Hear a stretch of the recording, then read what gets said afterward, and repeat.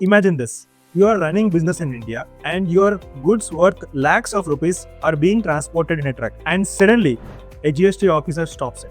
A small typo in e-way bill or a change in delivery sequence or an expired document could lead to detention of the goods, could lead to stoppage of your goods and the vehicle, and you may be asked to pay a penalty of as high as 200% of the GST involved. Sounds frustrating, right? That's the reality of GST law in India.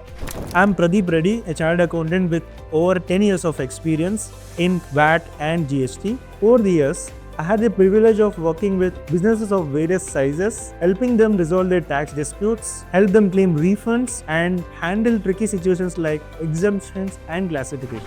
GST was meant to be a good and simple tax. While it did make the taxes uniform across the country, the main ingredient to call it as a simple tax dealing with goods, the GST compliance is a constant struggle. The drugs gets detained even for minor errors. The GST authorities allege the evasion of tax even there is no intent, and the list goes on and on. Stay till the end, where I'll explain the mistakes that can lead to detention of goods, what the law says, your rights and protections, steps to avoid the detentions, a step-by-step plan to reduce the instances of detentions. Here are some real-world scenarios wherein the businesses got slapped with a GST penalty as high as 200% of the GST involved. Scenario 1. Your invoice is numbered 16-2024-25. However, while generating e-way bill, you have mentioned the same invoice number as 16 without hyphen 2024-25. A simple discrepancy like this also can land you in a situation where your goods and the vehicle got detained and you are slapped with a penalty of 200%.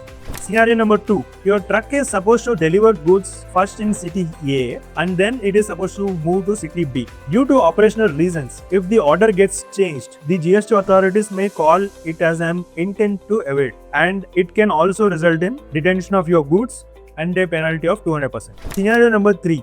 Your e-way bill was expired because of truck breakdown, and before you could extend it, the goods were seized, and this also can result in 200% penalty. The main challenge is that detention in none of these scenarios are legally valid. Now let's understand how to deal with such a situation. What does the law actually say? The GST Act empowers the authorities to inspect the goods in transit. As per section 68 of the CGST Act, if your goods worth more than 50,000, you should carry documents like invoice and e-way bill. As per section 129 of the CGST Act, goods can be detained if they are carried in violation of the provisions of the GST law. Further, CBIC has issued Circular number 64 of 2018, which says that goods cannot be detained for minor errors like discrepancy in document number, variation in PIN code, error in vehicle number, or spelling mistake in name. As per CBIC Circular, such minor errors should not result in a penalty of 200% of GST, and it can be closed with a nominal fine of ₹1,000. The most important point to note is that the GST authorities cannot detain your vehicle just because they suspect something. If they detain your vehicle for more than 30 minutes, you have an option to report it using a form called GST EWB-04. What courts have said?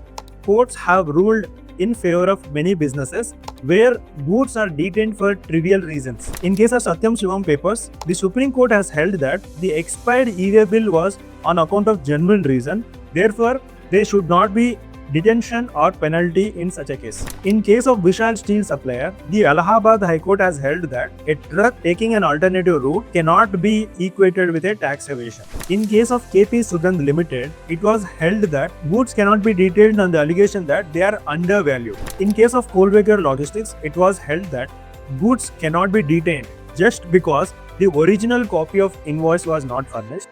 A photocopy of invoice is sufficient for the purpose of verification.